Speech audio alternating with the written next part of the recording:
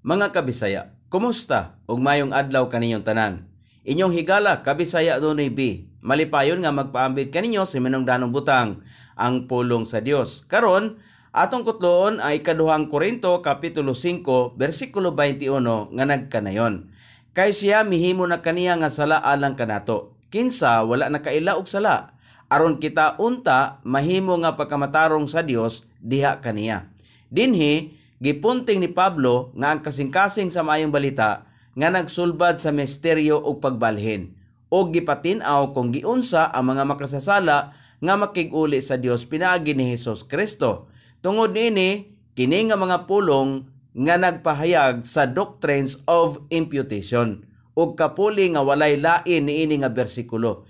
Gikuha ni Hesus ang atong kasalanan sa iyang lawas dito sa cross.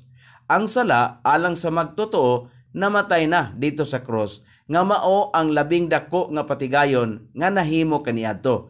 Gikuha niya ang atong kasalanan o gisul-uban kita sa iyang pagkamatarong.